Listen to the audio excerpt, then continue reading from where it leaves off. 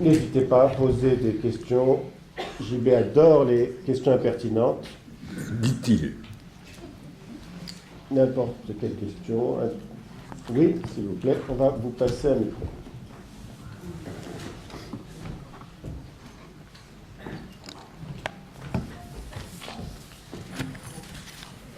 Je voulais vous interroger, chercher les entrées à la tension entre psychanalyse et littérature.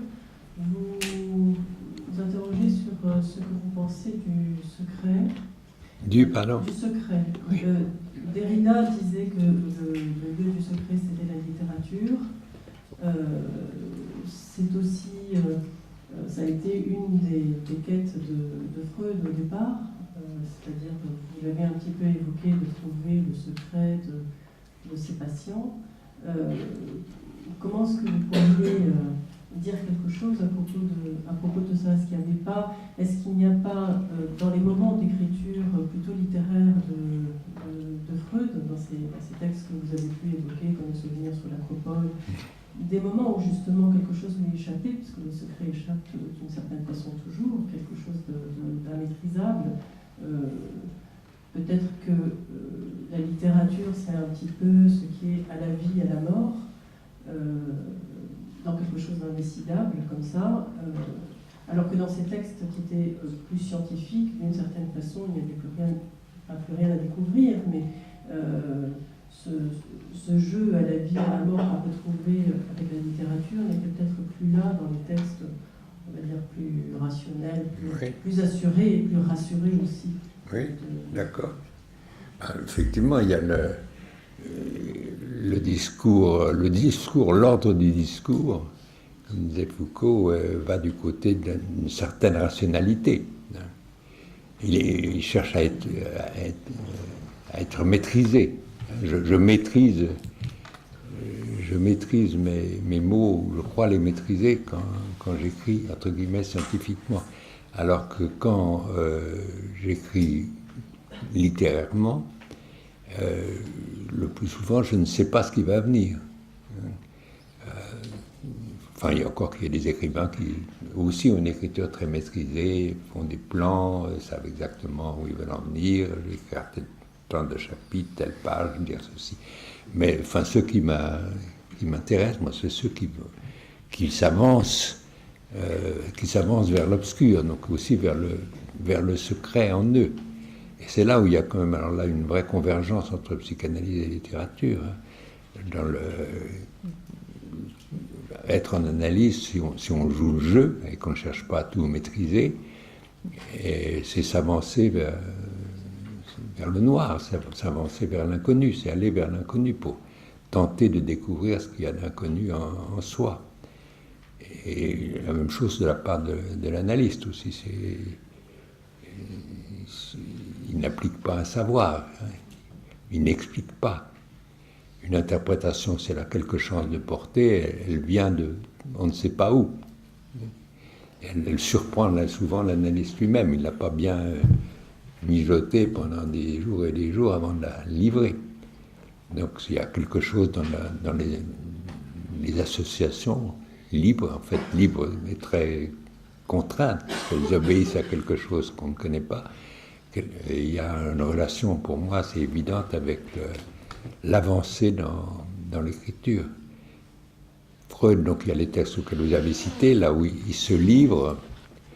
Il y a le texte que j'ai raconté, l'inquiétante étrangeté, l'histoire de la ruelle et des femmes fardées, le trouble de mémoire sur l'Acropole, où tout sur son père revient. Et puis quand même dans ce livre qui est une grande avancée théorique, qui est l'interprétation du rêve, il en dit beaucoup. Il en dit beaucoup, puisque la plupart des rêves qu'il raconte sont les siens. Et là, Didier Anzieux a fait un travail absolument remarquable, en recensant, en reprenant l'analyse de tous les rêves de Freud, les rêves où il livre beaucoup de lui-même. Il lit beaucoup de lui-même, mais sans s'exhiber. Il n'aimait pas, il craignait beaucoup d'y voyez, Tel qui est une biographie de ce qu'il y en a écrit sur lui. Donc on peut être dans l'intimité sans être dans la confidence. Et la relation analytique, pour moi, c'est pas tellement que le patient dévoile des secrets. Il n'y a pas toujours des secrets de famille ou personnels à dévoiler. Puis de toute façon, comme disait Pierre Avlanier, chacun a droit au secret. Hein. Même pour l'enfant, c'est une grande victoire de pouvoir mentir et de garder les choses secrètes pour lui et de ne pas croire que sa mère ou son père lit dans ses pensées. Donc c'est pas tellement une question de délivrer des secrets qu'une relation d'une intimité difficile à définir, une relation d'intimité qui fait à nul autre pareil qui peut se passer entre un analyste et son patient ou sa patiente, quelque chose qui ne peut pas être partagé. Et vous voyez ceux, et ça existe, qui s'empressent de raconter en sortant de leur séance à un proche ou à un ami ce qui s'est dit, c'est qu'ils n'ont pas senti ce qu'était cette intimité, cette relation qui n'est pas à cacher, hein, au sens de secret, ça peut être ça aussi, ce qu'on cache, non, mais qui est oui, je ne peux pas dire autre chose qu'une relation intime, c'est qu'intime, c'est le superlatif de l'intérieur. Edmondo ? Oui. Pardon. Non, ça m'arrive de finir. Non, parce que j'ai eu deux associations à propos de la question qui venait d'être posée. Et un petit peu en vous écoutant, il y a l'ordre rationnel du discours, mais justement, ce qui est intéressant et que nous avons essayé de montrer ou de mettre en évidence là, c'est comment le moment surprenant où l'ordre rationnel du discours va et trouve quelque chose de l'ordre d'un surgissement poétique. L'exemple qui me venait, c'était Totem et tabou. Voilà l'hypothèse scientifique la plus osée de Freud. Et tout à la fin, voilà l'irruption d'une phrase de Goethe, d'un vers de Goethe, n'est-ce pas ? Au début, c'était l'action, n'est-ce pas ? Au commencement, c'était l'acte.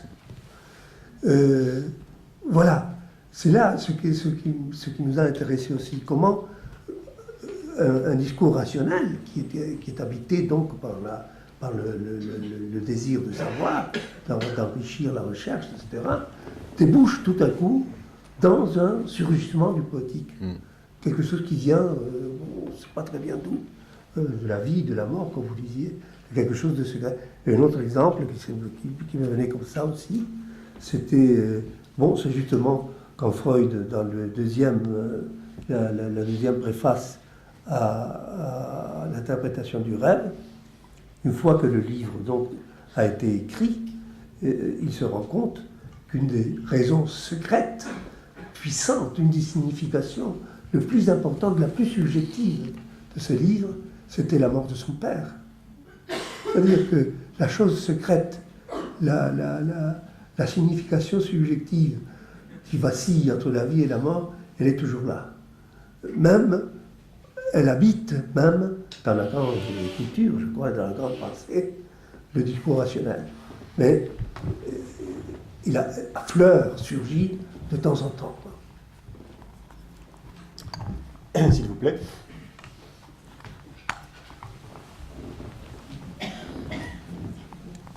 Oui, j'ai des mentalistes dans l'échange avec Michel Delusan de 77, donc de la NRP.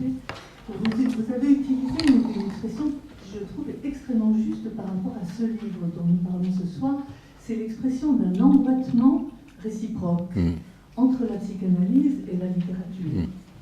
Et je tiens à souligner la justesse de cette expression, notamment par rapport à Shakespeare. Parce que ce qui s'est passé entre Freud et Shakespeare, il y a, vous l'avez bien souligné tout à l'heure, un emboîtement réciproque, c'est-à-dire, on pourrait l'exprimer comme ça, disons, c'est ce que moi j'ai un petit peu avancé comme thèse, c'est que si Shakespeare, l'œuvre de Shakespeare, elle existe. 400 ans après, on la lit toujours avec passion, donc il y a une œuvre, donc il y a un nom qui s'est fait, le nom de Shakespeare. Et Freud se disait au fond, Si cette œuvre a pu être écrite par le fils de quelqu'un qui était n'importe qui et qui avait du fumier dans son jardin, peut-être bien que moi, Sigmund Freud, fils de Jacob, je pourrais aussi me faire un nom alors que je suis le fils de personne aussi.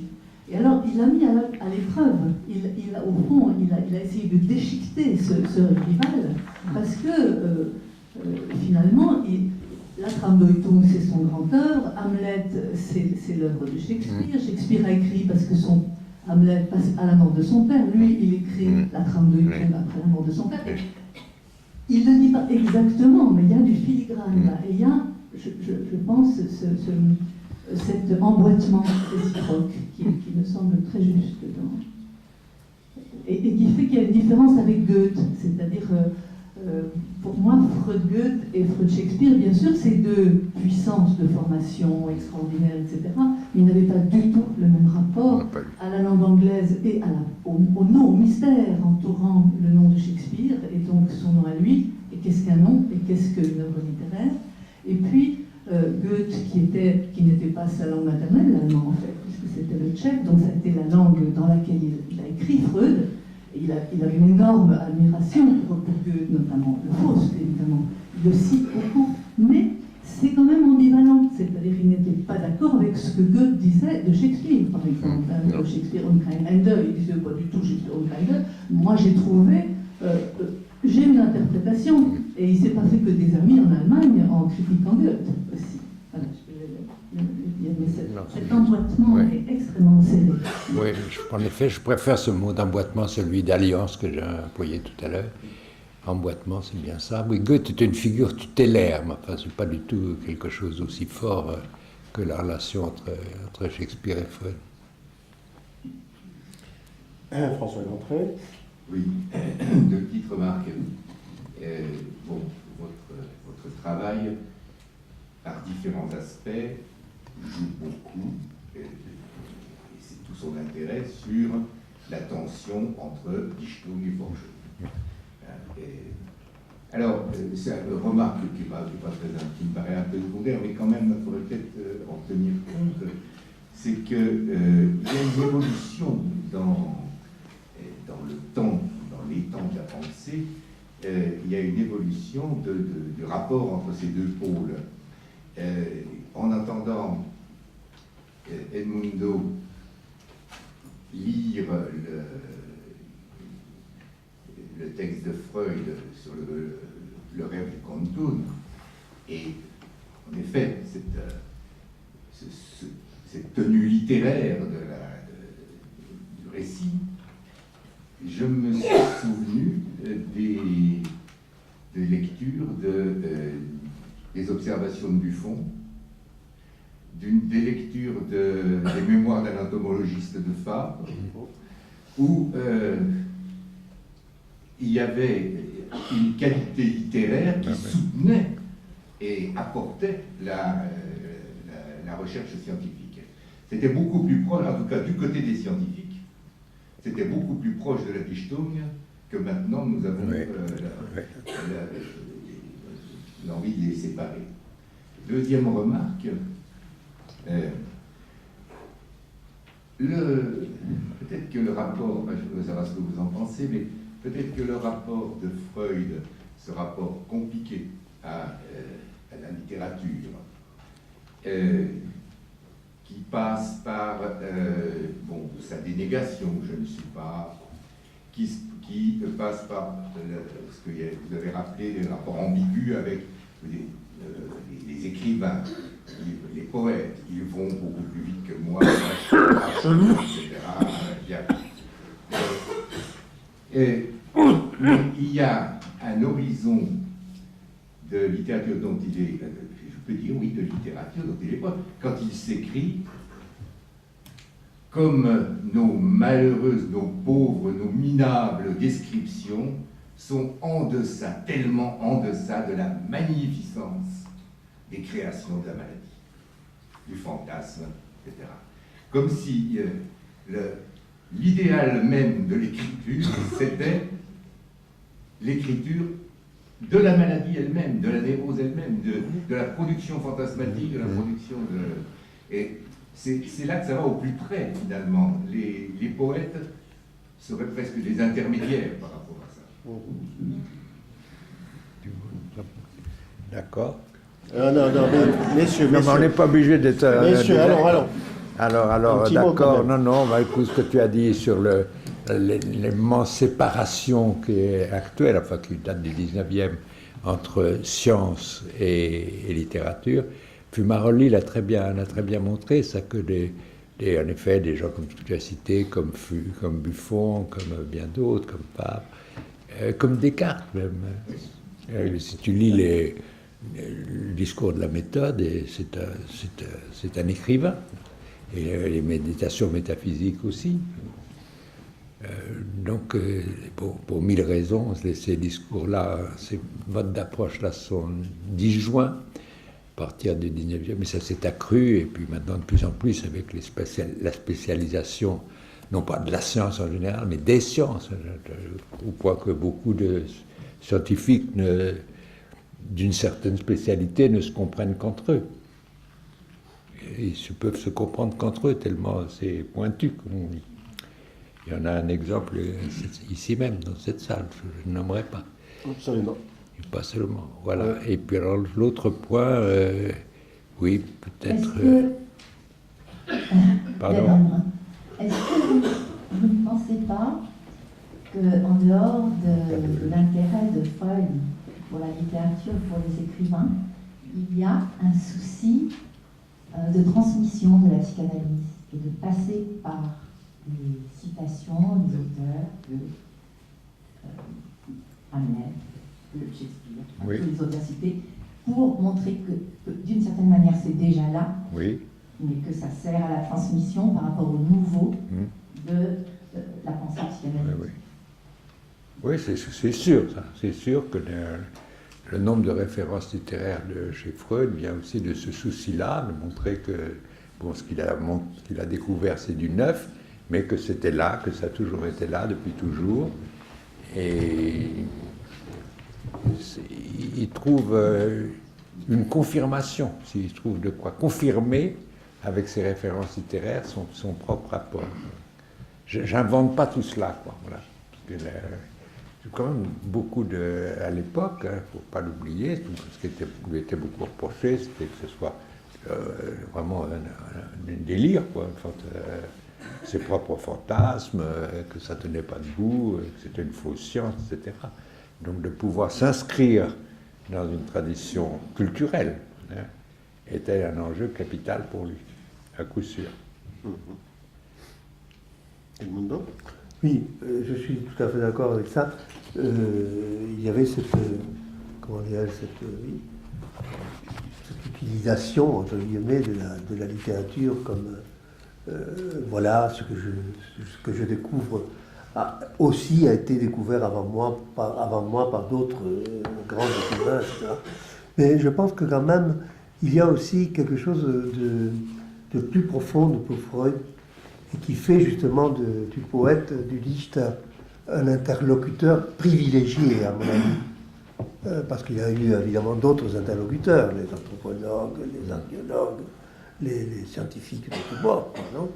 Mais s'il y a un interlocuteur privilégié, je pense que c'est le poète, parce que c'est justement une sorte de vérification poétique de sa propre pensée qu'il ne peut trouver ailleurs que dans la poésie, dans la dichtung, en tant que justement incarnation de quelque chose de la vérité humaine, ou de l'expérience humaine, ou de la qu'il n'y a pas ailleurs. Et donc c'est ça ce qui Freud aussi cherche comme interlocuteur.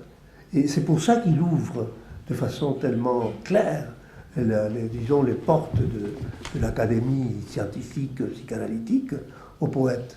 Parce que c'est avec lui qu'il s'entend, quoi. Il a ce que je venais de dire, ce qu'il appelle aussi la concordance, la Überstimmung, quelque chose comme ça. La concordance avec la pensée poétique. Quand il sent que sa propre pensée concorde, s'accorde, même musicalement, avec une pensée de Goethe, Alors pour lui, c'est... Voilà, ça c'est vrai. Ouais, tu permets, ça m'intéresse bien ce que vous dites, parce qu'il y a une chose qui est assez frappante, donc le privilège qu'il accorde à la Dichtung, à la création poétique, parce qu'il était très ignorant, alors que la Vienne de l'époque, Dieu sait qu'on a écrit des livres là-dessus, était un foyer de création, peinture, sculpture, architecture, que Freud soit passé complètement à côté de ça. Ce qui d'ailleurs le différenciait beaucoup justement de gens comme Schizder, qui étaient très au parfum. Et je me suis toujours demandé comment lui était resté tellement dans ses goûts artistiques, notamment pour le domaine de la peinture, d'un classicisme total. C'était la Renaissance, c'était Léonard de Vinci, mais alors Klimt, tout le mouvement de la sécession, et pourtant lui aussi faisait sécession avec la pensée de son temps. Comment est-ce qu'il est passé, sans doute délibérément, à côté de toute cette effervescence création? Mais exception, en effet, donc comme si seulement ce qui était de l'ordre du dire, quand même, la Dichtung, avait pu l'intéresser et le fasciner. Si vous permettez, si tu permets, parce qu'on va peut-être bientôt quand même s'arrêter, c'est tout à fait à côté, mais je reviens à mon cher Stéphane Zweig, ce que je vais vous lire, c'est tout à fait d'actualité. Vous allez vite comprendre. Freud a lu une nouvelle de Zweig, bien connue, qui s'appelle « La confusion des sentiments ». Vous vous souvenez peut-être, où c'est un jeune étudiant qui tombe plein d'admiration pour son professeur à la faculté. Admiration, enfin, transfert idéalisant, dirions-nous.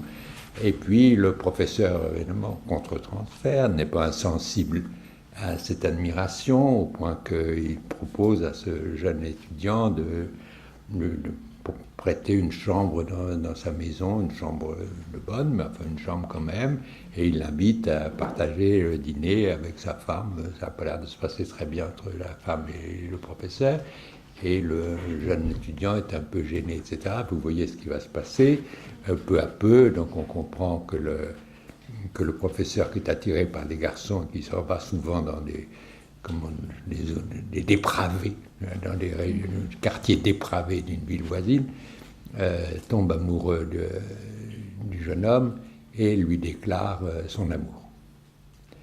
Et alors, donc Freud, dans une lettre qu'il écrit à Zweig, après avoir lu La confusion des sentiments, alors qu'il traitait l'homosexualité dans les 3 essais d'inversion, de contre-nature, d'aberration sexuelle, voilà-t-il pas qu'il écrit « L'amour d'homme à homme, qu'il écrit à Zweig, n'est pas contre la nature humaine, car celle-ci est bisexuelle. » D'accord, ça reste classique. Alors là, c'est quand même plus curieux, il s'interroge, vous voyez que c'est tout à fait d'actualité, avec toutes les discussions actuelles sur le mariage pour tous, pourquoi l'homme ne peut-il pas accepter l'amour physique de l'homme, même s'il se sent fortement lié à lui sur le plan psychique? Sur quoi se fonde cette répulsion? D'où vient ce mystérieux interdit intérieur? Passe encore, et le plus surprenant, c'est cela, tenez-vous bien, l'amour d'homme à homme serait même plus satisfaisant, étant donné qu'il n'aurait pas à dépasser ce dernier reste d'étrangeté entre hommes et femmes. Voilà. Donc c'est bien balancé, parce que quand même, si nous sommes attirés, certains, par les femmes, c'est parce qu'il y a en elles un reste d'étrangeté, qu'elle est autre, sinon tout autre, comme on a dit d'accord, mais elle est autre, tandis que l'homosexuel, on recherche le même, donc c'est plus satisfaisant, c'est plus rassurant, quoi. Donc il y en a pour tous les goûts. Voilà. Mariage pour tous. Encore une dernière question, parce que si je lui refuse, elle m'en voudra.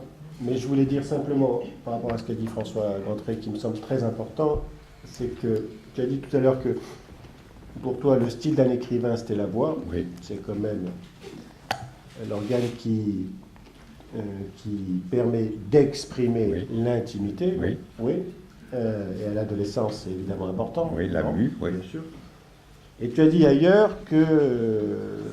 donc là, tu dis que le style, c'est la voix, et ailleurs, tu as dit que le style, c'est l'affect. J'ai dit ça? Oui, tu l'as même écrit, le style, c'est l'affect.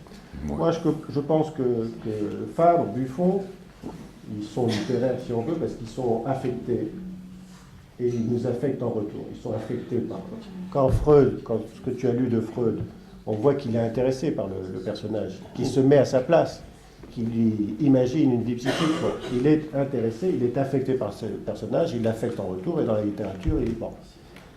Il y a une certaine psychanalyse qui n'accepte pas plus qu'une autre que l'affect soit au centre de l'opérativité analytique. Donc les enjeux sont à la fois dans la littérature et dans la psychanalyse. La question de l'affect, du style, de l'engagement. Ben, tu vois, là, je ne croyais pas avoir écrit ça, mais je le reprends à mon compte, puisque tu me l'attribues. La voix, c'est l'affect. Et tu vois, une voix qui veut justement être dépourvue de tout affect, c'est souvent des voix assez nasales. Par exemple, Sartre avait une voix nasale, il n'était pas tellement doué pour l'affect. C'est la voix des répondeurs, y compris ceux des psychanalystes. Surtout complètement neutre. Là, il faut que rien ne passe. Je ne suis pas disponible pour l'instant. Vous pouvez me rappeler ce soir, de préférence entre 21h15 et 21h20. Voilà.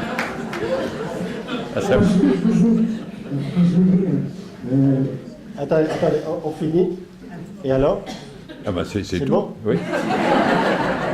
Attendez, il y a une question là, d'abord, et ensuite on va y aller. Hein.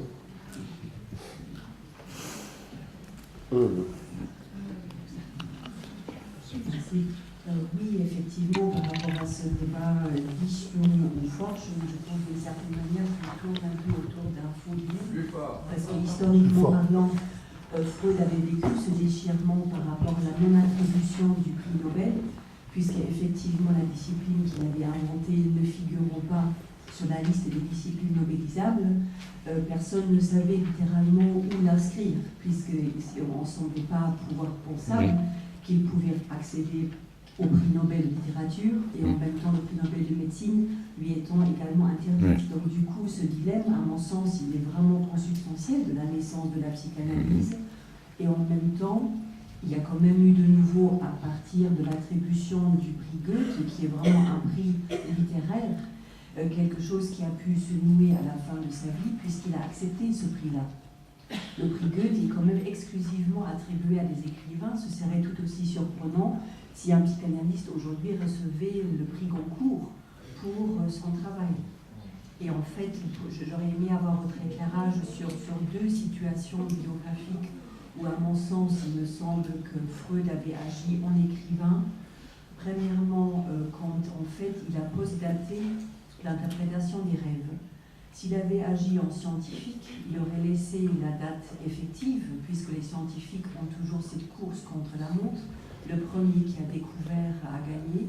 Or, l'interprétation des rêves était imprimée fin 1899 et il a exigé de son éditeur qu'il le postdate, puisqu'il voulait ouvrir le siècle avec ce livre-là. Et bien sûr, il a eu raison. Sauf que, en agissant ainsi, il a perdu, entre guillemets, du temps scientifique pour la beauté du geste littéraire qui était « je veux que ce livre-là ouvre le siècle puisqu'il va modifier radicalement le siècle ». Donc j'aurais aimé vous entendre sur cet acte-là. Et le deuxième, par rapport à son article sur le Moïse de Michel-Ange, où finalement il a fait paraître dans l'Imago sous finalement un envoi anonyme. Il dit « ah ben tiens, on a reçu un travail très surprenant, on ne sait pas qui c'est, on le publie quand même ». Et il a mis 20 ans à en admettre officiellement la paternité.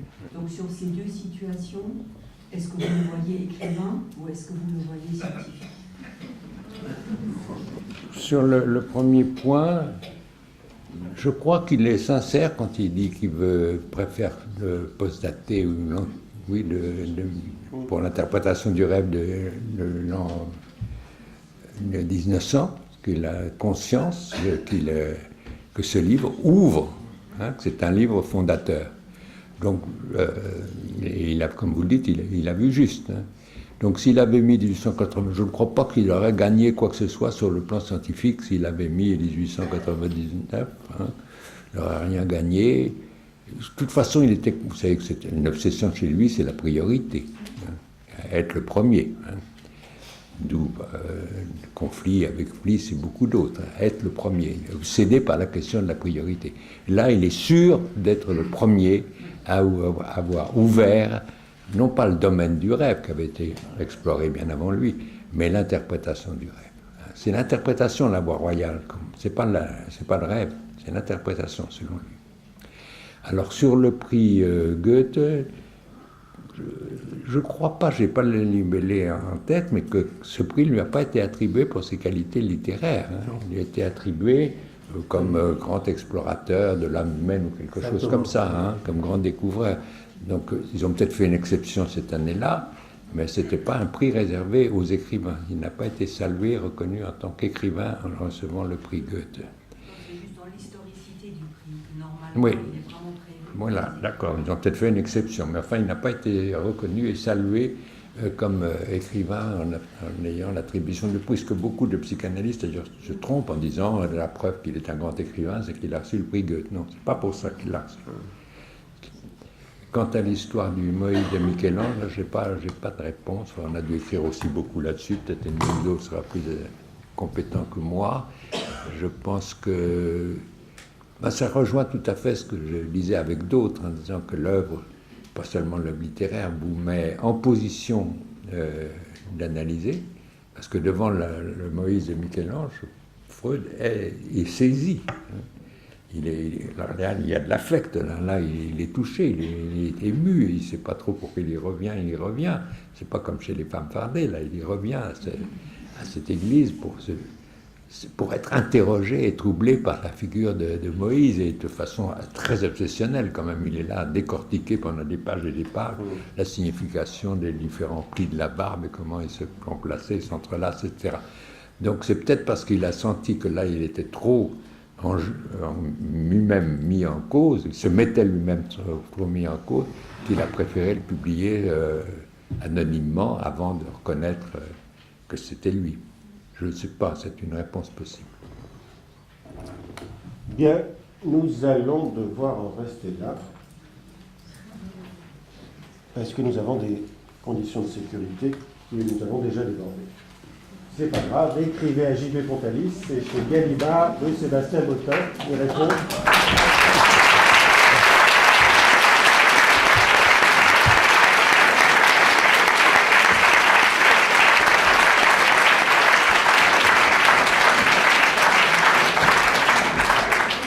Et lisez la place des mères et la mort enfant, deux ouvrages remarquables d'Edmundo Gomez Mango. Et voilà. Merci beaucoup, monsieur. Merci à vous. À toi. Pour quelqu'un qui était plus mal, il a sorti.